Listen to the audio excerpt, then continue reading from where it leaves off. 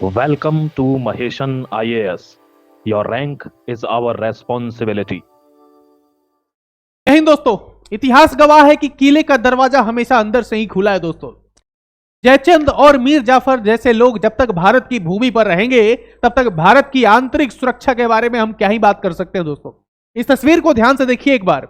इस तस्वीर को देखने के बाद आपको क्या लगता है ये कौन होगा? ये लड़का जिसकी उम्र लगभग 25 से 30 साल मैक्सिमम होगी, और ये मासूम सा दिखने वाला लड़का क्या काम करता होगा? क्या अनुमान लगाते हैं आप? कमेंट में पॉज करके एक बार वीडियो को जरूर लिखिए, आपको क्या लगता है ये लड़का कौन होगा? दोस्तों आपको जानकर बहुत हैरानी होगी कि ये लड़का एक आतंकवादी है। ये मैं नहीं कह रहा हूं दोस्तों, ये एंटी टेरर स्क्वाड कह रहा है। Uttar Pradesh anti terror squad ने एक व्यक्ति को गिरफ्तार किया है, वो व्यक्ति ये है। और क्यों गिरफ्तार किया है भाई? तो बेसिकली अगर देखा जाए तो ये एक स्टूडेंट है बीडीएस का, यानी कि डेंटल का ये स्टूडेंट है, सेकंड ईयर में ये पढ़ता है, और इसका लिंक किससे है? आईएस से है।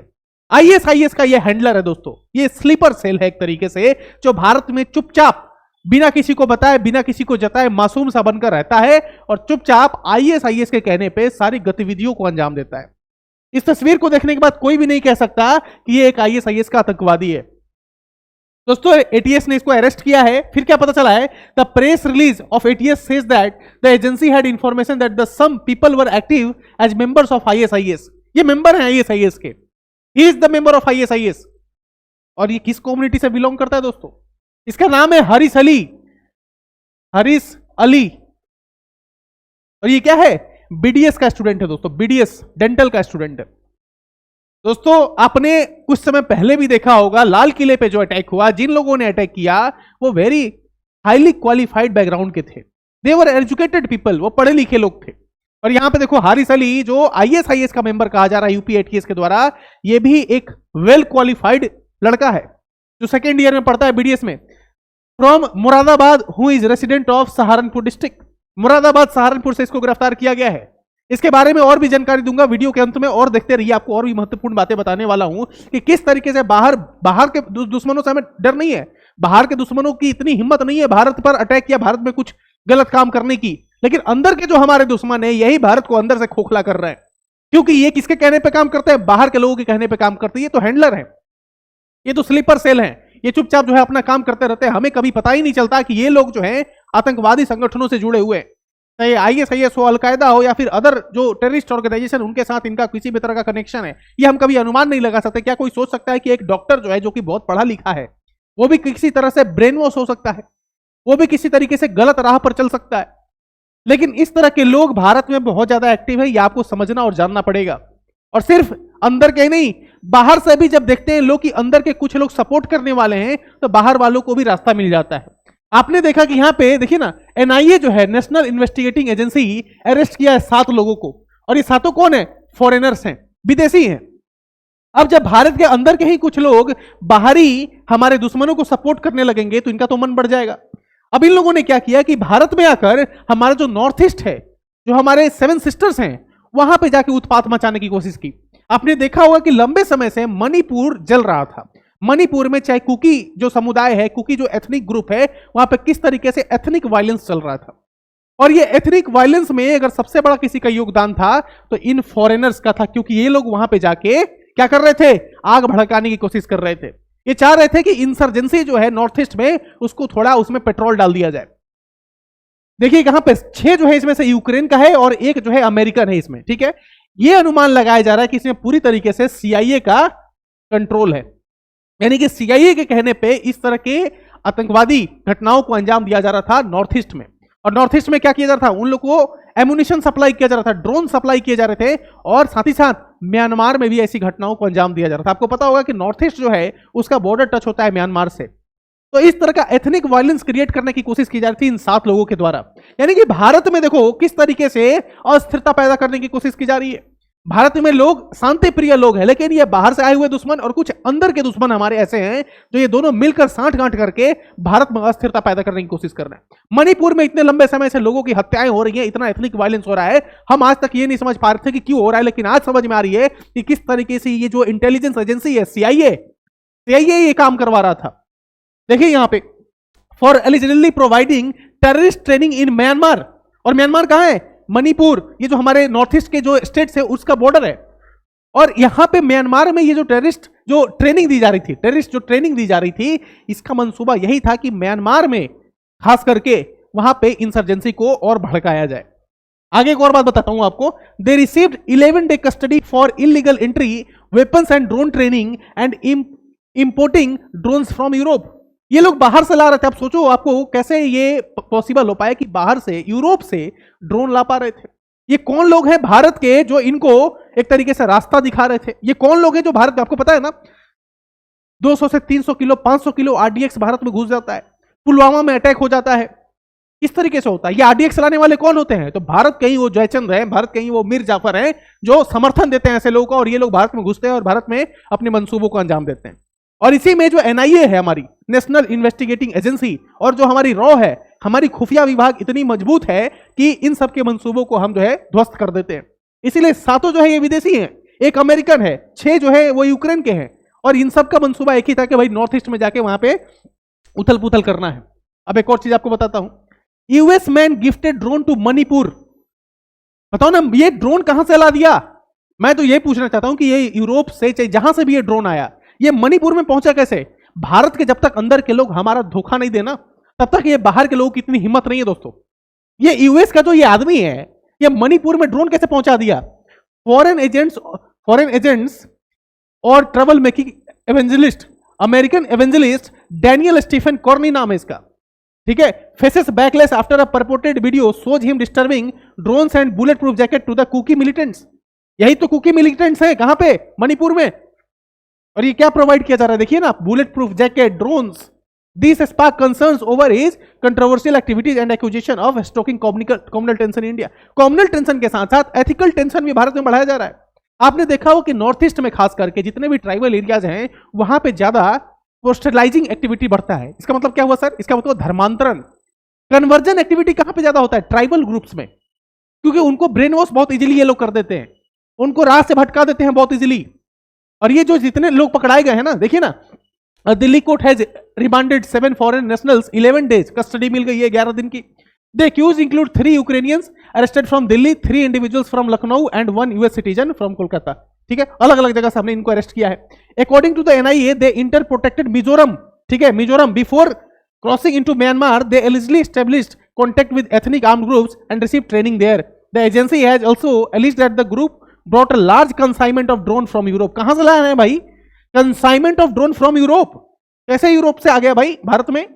ये कंसाइनमेंट है, 1-2 ड्रोन की बात नहीं हो रही है, यहां पे कंसाइनमेंट की बात हो रही है। तो इसी से आप समझ लीजिए, अनुमान लगा दीजिए कि एक तरफ तो ये है आईएसआईएस का हैंडलर, आईएसआईएस का आतंकवादी, आईएसआईएस का मेंबर, और दूसरे बाद से ये लोग बाहर के हैं। तो ये दोनों जब सांठ-गांठ करते हैं ना, तो भारत में कोई भी आतंकवादी घटनाओं को अंजाम दिया जा सकता है।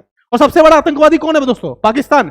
पाकिस्तान क्या कर रहा है? नेपाल की जो भूमि है, नेपाल का जो लैंड है, उसका इस्तेमाल कर रहा है। पहले ये किसका इस्तेमाल करते थे? जो जम्मू कश्मीर के जो मासूम लोग हैं ना, उनको बरगला फुसलाकर जो है, उनको ब्रेन वॉश करके ये उनका इस्तेमाल करते थे। किसी भी तरह का आतंकवादी घटनाओं को अंजाम देना है तो उनको बहला फुसलाकर किसी तरीके से उनसे इंफॉर्मेशन ले लेते थे। यही आतंकवादी जो पाकिस्तान में बैठे हैं, अब नेपाल का इस्तेमाल कर रही है। Misuse of Nepal territory by Pakistan intelligence agency to format terrorism. यही वो पाकिस्तान है ना दोस्तों, जो आज सुबह में अटैक कर रहा है। कल रात में उसने अटैक किया कहां पे? अफगानिस्तान में। और कितने लोगों को मारा? 400 लोगों को मार दिया। 400 लोगों को मार दिया। और देखो, ये पाकिस्तान कहता है कि अफगानिस्तान में आतंकवादी हैं, और ये क्या कर रहा है? नेपाल के टेरिटरी का मिसयूज कर रहा है फॉर प्रोमोटिंग टेररिज्म। आगे देखिए ना, यहां पे organ trafficking case study and evidence from Nepal and Pakistan. Organ trafficking, terrorism, पता नहीं क्या क्या करता है ये पाकिस्तान, कितना नीच काम कर सकता है, इसका कोई अनुमान नहीं लगा सकता दोस्तों।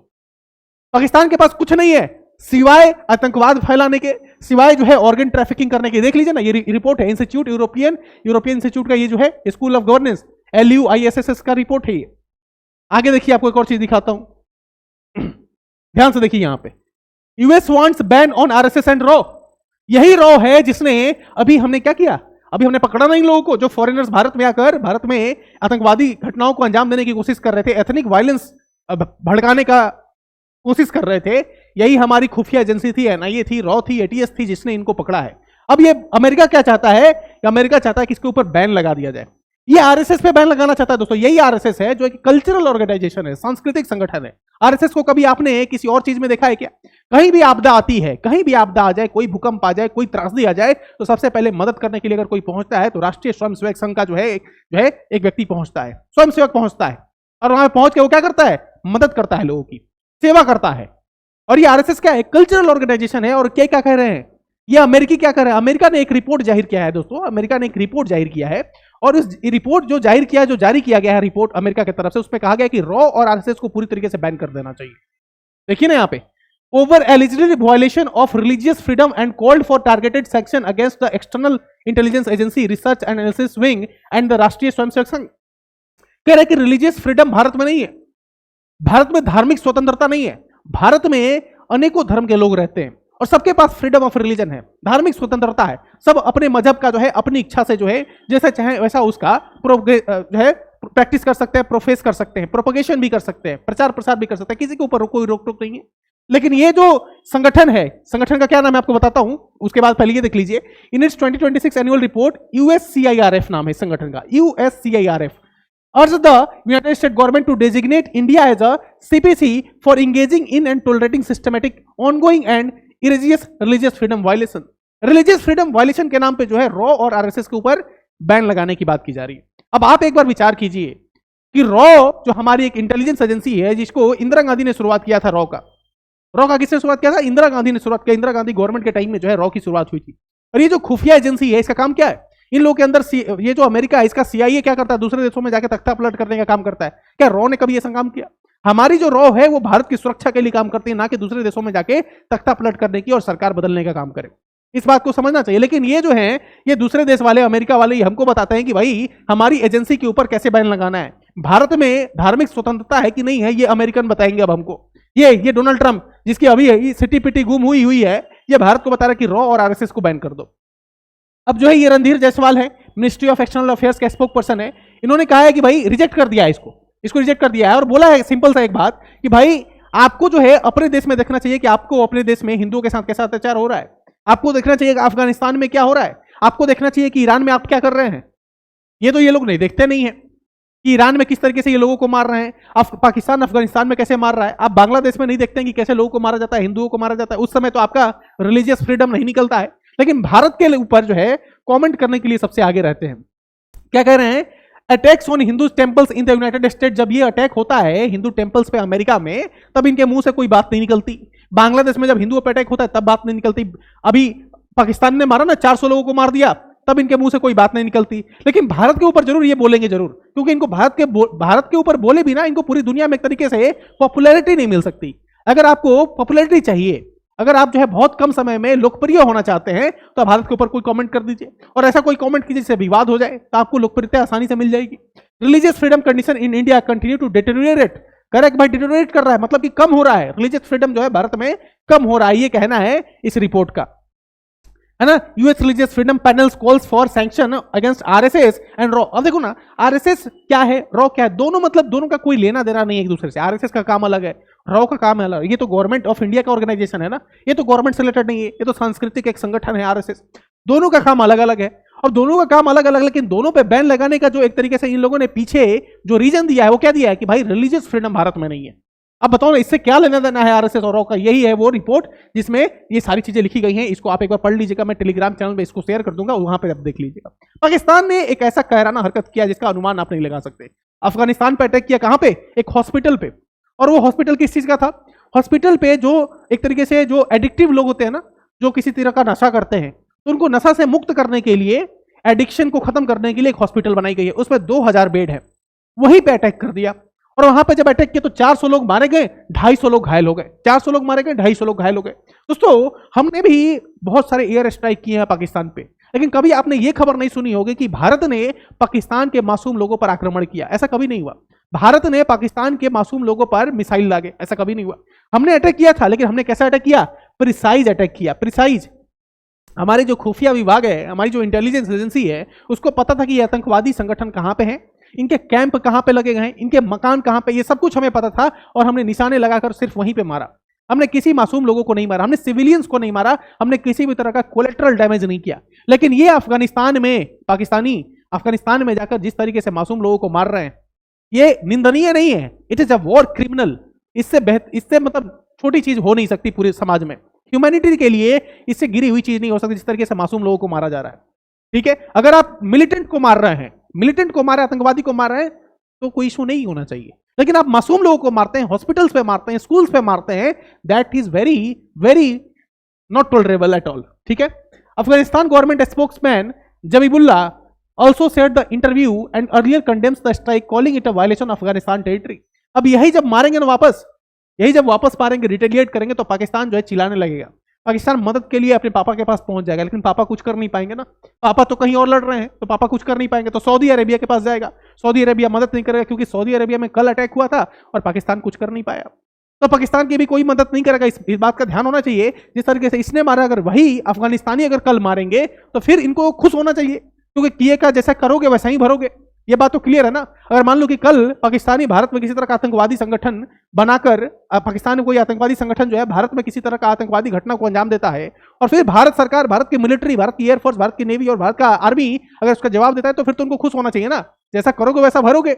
और इसीलिए जब हमने एयर स्ट्राइक किया था तो इनको कुछ बोला नहीं गया। इनसे क्या बोलेंगे भाई, क्योंकि खुद इनके पांव जो है वो खून से रंगे हुए हैं। किस तरीके से इन्होंने अटैक किया पहलगाम में, ये भूल गए क्या? आगे देखिए, पाकिस्तान डिनाइड अटैक, की तो उसका वही काम है, अटैक कर देता और फिर बोलता है कि भाई हमने अटैक ही नहीं किया, हमने तो मारा ही नहीं लोगों को, हम तो आतंकवादियों को मार रहे थे, पता नहीं कैसे सिविलियन मारे गए, इसके बारे में तो हमको कोई जानकारी ही नहीं है। समझ में आ रही है बात आपको? तो पाकिस्तान का भी इसके अंदर इतनी हिम्मत नहीं है, मारने के बाद रिस्पॉन्सिबिलिटी नहीं ले सकता, इतनी हिम्मत नहीं है। रिस्पॉन्सिबिलिटी ये तभी लेता है जब ये आतंकवादी लोगों को मारता है। समझ में आ रही है आपको बात? आतंकवादी लोगों को मारेगा तब ये सीना चौड़ा करके जो है बोलेगा कि हमने इनको मार दिया, लेकिन आतंकवादी इनसे मारा नहीं जाता ना। आतंकवादी तो ये खुद है, तो आतंकवादी को कैसे मारेगा? अपने देश के लोगों को तो मार नहीं सकते ना। ये भी कॉमन सेंस की बात है। तो ये लोग सिर्फ सिविलियंस को मार सकते हैं, जिस तरीके से भारत में आके इन्होंने पहलगाम में सिविलियंस को मारा था, चुन चुनकर, धर्म पूछकर मारा था ना। तो इनका यही काम है, क्योंकि आतंकवादी है, आतंकवादी जो है आतंकवादी वाला ही काम करते हैं। UN raises alarm over terror threat. अब यूएन क्या कर, यूनाइटेड नेशन की तो क्या ही बात करते हैं, सबसे बकवास संगठन है पूरी दुनिया का। इसका कोई काम नहीं है, इसका काम है बैठे बैठे एसी में बैठे रहते हैं और 2-4 मैसेज जो है डालते रहते हैं ट्विटर वगैरह पे, क्योंकि इनका कोई काम नहीं है। पूरी दुनिया में लड़ाई चल रही है, लेकिन यूनाइटेड नेशन आपको कहीं देखने को नहीं मिलेगा, क्योंकि इनका कोई काम नहीं है। इनका काम है कि सब कुछ जब हो जाएगा तब आ जाएंगे सामने, और फिर बोलने के लिए, कहानी करने के लिए फिर ये सामने आते हैं। इनका कोई काम, इनका रोल नहीं है। लड़ाई जब हो रही होगी तो इनका कोई रोल नहीं है। ये यूनाइटेड नेशन है, क्योंकि अफगानिस्तान के 400 लोग मारे गए, इसके ऊपर ये कुछ नहीं बोलेगा, कुछ नहीं बोल सकता यूनाइटेड नेशन, क्योंकि इसकी हिम्मत नहीं है ना, इतनी इसकी हिम्मत नहीं है कि पाकिस्तान के अगेंस्ट, अमेरिका के अगेंस्ट जा सके। और अमेरिका और पाकिस्तान के अच्छे रिश्ते हैं ना, ये भी हमको पता होगा। ठीक है, आई थिंक आपको वीडियो सारी समझ में आई होगी। मिलते हैं किसी और नए एक वीडियो में, एक नए टॉपिक के साथ। अगले वीडियो में आपको ट्रम्प की बात करने वाला हूं, और ट्रम्प के बारे में जब बात करेंगे तो बताऊंगा मैं आपको कि कैसे पूरी दुनिया ने ट्रम्प को अकेले छोड़ दिया है। Take care, have a good day, Jai Hind, जय भारत।